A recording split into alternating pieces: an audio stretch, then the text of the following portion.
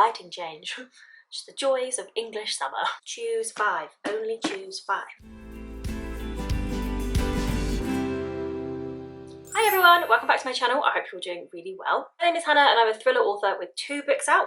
I have number 47 and 1 Rodin, and I'm currently working on a dystopian trilogy. I know it's very 2012 of me. We're over halfway through the year. So far I've read 32 books, which is only 8 off of what I read for the whole of 2022. So for me, I'm having a really productive reading year. Of those 32, 5 stuck out to me as some of my favourite reads. So without further ado, let's jump into my favourite reads of 2023 so far. I'm Thinking of Ending Things by Iain Reid. I know, I'm very late to the party.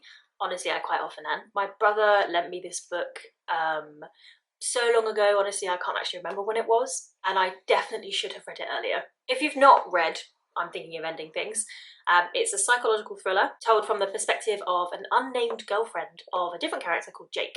They've only been together a short while and she is thinking of ending things, but of course she's failed to tell him. They wind up driving to meet Jake's parents and have an incredibly awkward, uncomfortable, unsettling dinner experience at their family home.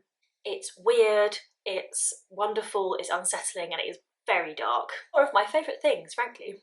Iain Reid has such a poetic way with words, and he builds tension really, really well in this book. I'd say it's definitely a slow burn, but deliciously odd, and I really enjoyed it. This has honestly catapulted its way straight into probably one of my favourite books of all time. The second of my favourite books that I read this year is Bunny by Mona Awad. It's probably not the most original book to have in this list. And thinking about it, there are actually some thematic similarities between this book and I'm Thinking of Ending Things. Bunny follows the main character Samantha as she navigates the final months of her MFA at Warren University. I didn't register that pun until after I'd finished the book.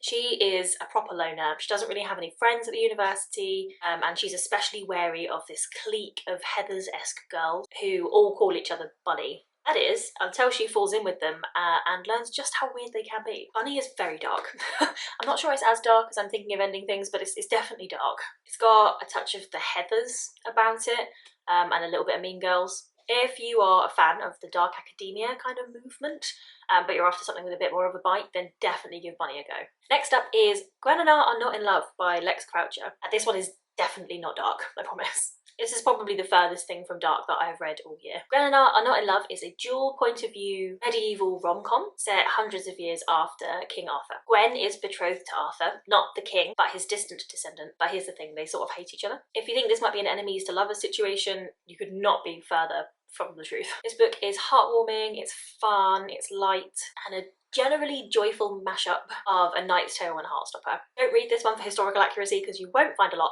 but definitely do read it for some fun and some sword fighting. Just for yet another change of gear, the next book in my list is Yellowface by Rebecca F. Kuang of Babel fame. This book is nothing like Babel. Did I love it just as much as Babel? Yes, but for very different reasons. I can definitely see why Rebecca wrote under her sort of full first name for this book rather than the initials that she writes under for Babel. It's definitely to set the books apart because stylistically this is very different. The concept of Yellowface is pretty simple. June is our main character and she effectively steals a manuscript from her now dead sort of friend Athena Liu, and she publishes it as her own. June has been jealous of Athena for her entire career. Athena has been successful, a bestseller, whilst June has been mid-table at best, and frankly bitterly jealous. So when she decides to steal Athena's manuscript, she sees it as a kind of redemption. Things fall apart pretty quickly. June rebrands herself as Juniper Song to make herself racially ambiguous, but of course people see through that and start to ask questions. Questions around who ought to be telling certain stories, and who stories belong to. Yellowface is satire at its best. It asks the reader some really complex questions around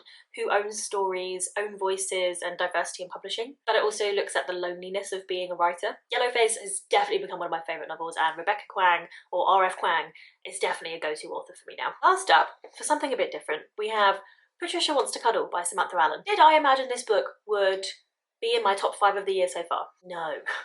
Did I imagine it would be in my top 5 of anything? But to be honest, probably no. I went into Patricia Wants to Cuddle with little to no idea what it was about. It's a multi-point of view book about the last 4 contestants on a dating show fighting for someone called Jeremy, who's referred to as the Catch, and I think they're fighting for his hand in marriage. But when the final episodes of the show are moved to a remote island called Otter's Island, things get dark quickly. There's something else on the island with the contestants, something very tall and apparently very hairy, and her name is Patricia. Patricia Wants to Cuddle is a campy, bloody, gory sort of thrasher horror with a final girl that I think you'll either love or hate, and an island full of secrets. I had so much fun reading this book. Definitely doesn't take itself too seriously, and that's what made it fun for me. So there you have it, my top 5 books so far of 2023. Have you read any of these books? If you have, what did you think? And what's been your favourite read so far of 2023? Thanks for watching this video. If you enjoyed it, please do give it a thumbs up and be sure to subscribe to my channel. And check out my books if you're into thrillers with a touch of the supernatural. Thanks again for watching.